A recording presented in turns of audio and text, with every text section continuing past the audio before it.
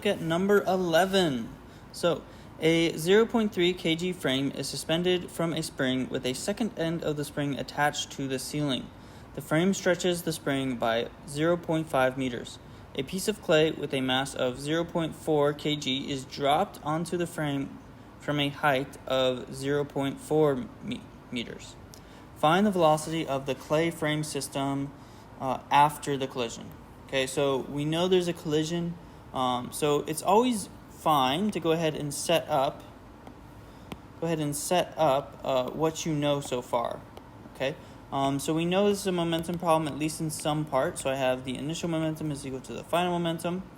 Okay, so this clay is initially moving on its own. So I have the MVI, that's the only thing moving. And then it's going to stick to the frame, right? It's going to end up on top of that frame. So then we have this MVF here. So we have M plus M because it's sticking to it. It's becoming part of that same object. So I have VF here, and that's what I'm trying to find, but you'll notice we don't know our initial velocity. So we don't have enough information right now to be able to actually solve this question, right? So we got to figure out what's something else I can do in order to figure out what that VI is. So I'm looking for the velocity of the clay right before it hits the frame. Okay, and I know where it started from, the height it started from. So what's a good way to set that up? Yeah, we should use energy to set that up. So we have EI equals EF. So at the top, I just have PEG, and then at the bottom, I have KE. Okay, so we can go ahead and plug in. I'll have 1/2 M, let me go ahead and get rid of that. I have MGH equals 1/2 MV squared. The M's cancel. I'm looking for V, so I'll have 2GH. Square root of that equals V. Okay. Skipped a couple steps there, but I'm multiplying by 2 to get rid of the half, so I have 2GH, and then taking the square root to get rid of the square. Okay. Then let's go ahead and find a number for that. So I have 2 times 10 times my H, which is 0.4. Okay. Equals V. And so I can go ahead and type that into my calculator.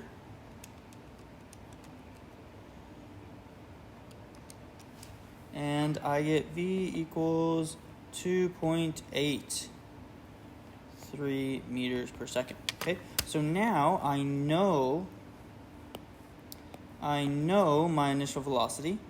Okay, and so I can go ahead and use that to find my final velocity of this collision. So I have the mass of the clay, which is 0.4 times VI, which is 2.83, equals 0.4 plus the frame is 0.3 kg VF. Okay, so I can go ahead and multiply that. So you get 1.131 on the left side, and then I have 0.7 VF on the right side, so I just need to divide.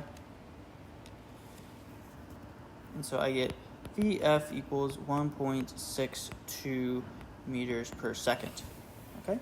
And so that is my final answer for part 1. Okay? Or part A. Let's go ahead, I can label that one. Let's go ahead and start looking at part B. Okay? So it says, find the energy loss due to the collision. Okay, now the energy we have here is equal to the energy that we have here, right? We know those two things are equal. And so we actually kind of have already found it. So we know that, let me explain that a little better. So we know that we have the energy at the beginning that's equal to the energy at the end. So we can actually calculate our initial energy before the collision as either one of these, so the MGH or the 1/2 MV squared. So either one of those would work. But we're going to do EI minus EF because I want to know how much energy was lost. Okay, so our EI we can take as, let's do MGH, and then we're going to subtract the kinetic energy at the end, so 1/2 MV squared. And we're going to need to make sure that we use this velocity here, okay? Because we want the velocity at the very end after the collision. Okay, so our MGH will be 0.4 times 10 times, I believe it is also 0.4. And so then we're going to minus 1/2, and this one is 0.7 times 1.62 squared. Okay, so I have 1.6 minus 0.5 times 0.7 times 1.62 times 1.62, and so minus 0.918. So I have 1.6 minus that, and so the energy lost is equal to 0.68 joules.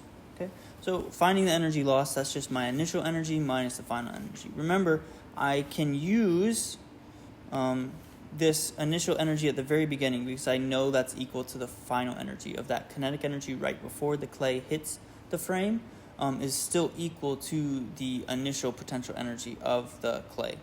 Okay, let's go ahead and look at C. Okay, so it says find the maximum distance the frame moves down from its initial position. Okay, so for this one, this is going to be what type of question? What do I need to use to solve this? I'm going to use energy. So I have EI equals EF. Okay, and at the beginning, what types of energy do I have? Well, I have KE because it's now moving.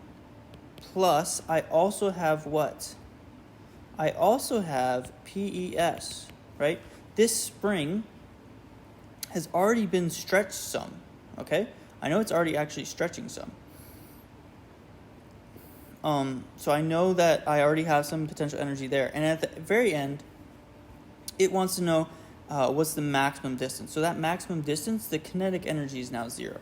So that means my PES here is all I have left at the end.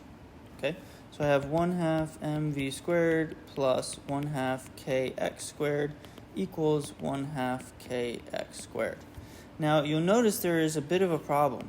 I don't know what the k is.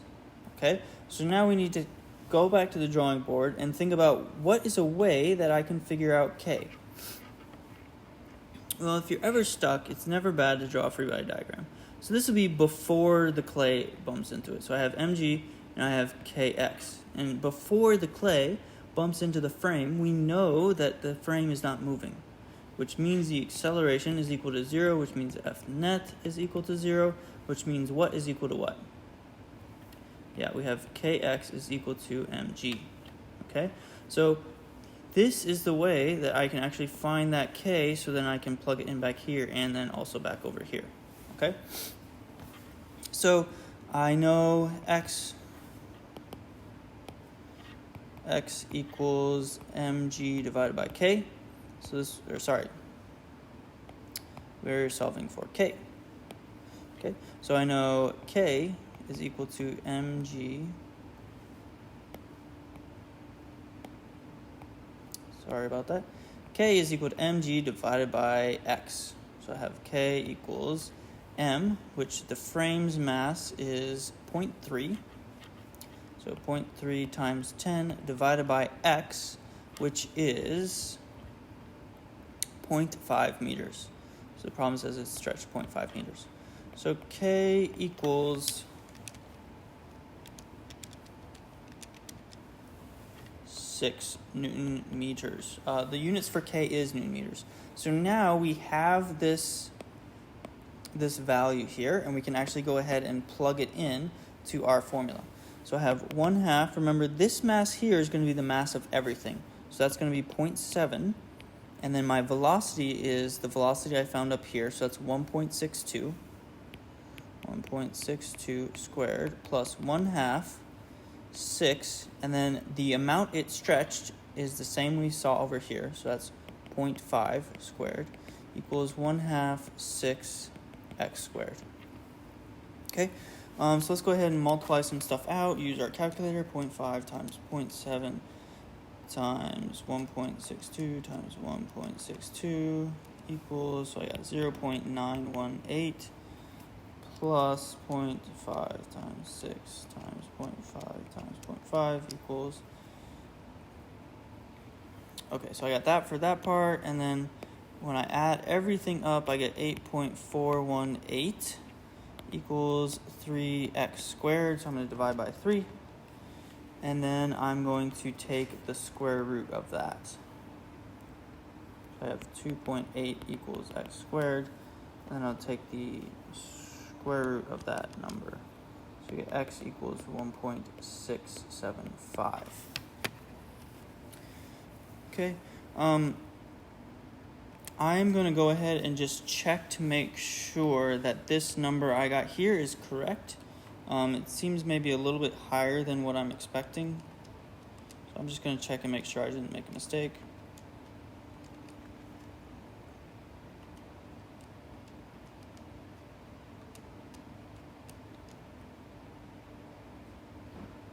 Okay, so I recalculated it, and I ended up getting a 5.418.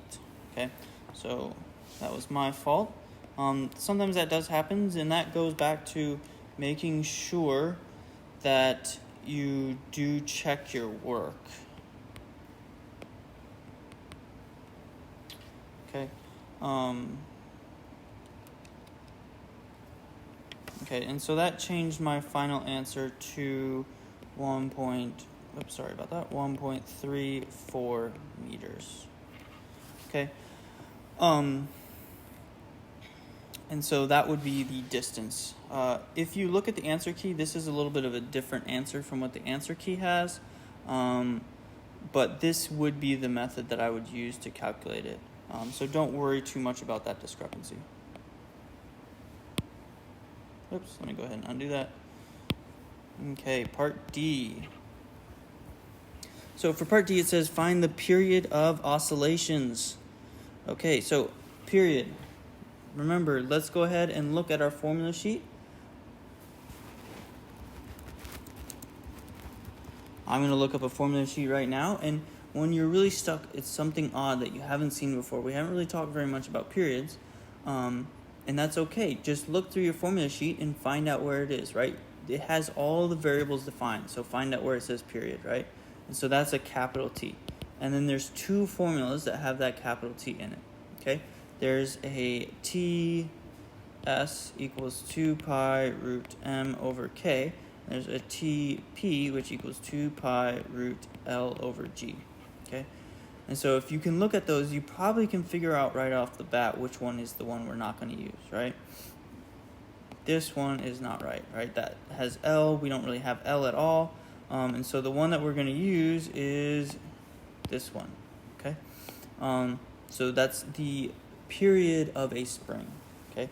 So we're looking for that TS equals 2 pi square root of M will be 0.7 because that's our total mass, divided by 6, which is our K. So this would equal 2 pi, and let's go ahead and multiply that out. So 0.7 divided by 6 equals, square root answer equals, so I have times 0.34. Okay, and then I multiply by 2 times 3.14. And so then I get TS equals 2.15 seconds. Okay, and then that would just be my final answer for part D. Okay, so this has some tricky parts to it. A is definitely tricky because you need to figure out how to use momentum and energy. B is maybe not quite so difficult, but C is definitely a tricky problem where you're really putting together different ideas from different spots. Okay. Once again, if you have any questions or have anything you need help with, go ahead and feel free to send me an email. Thanks.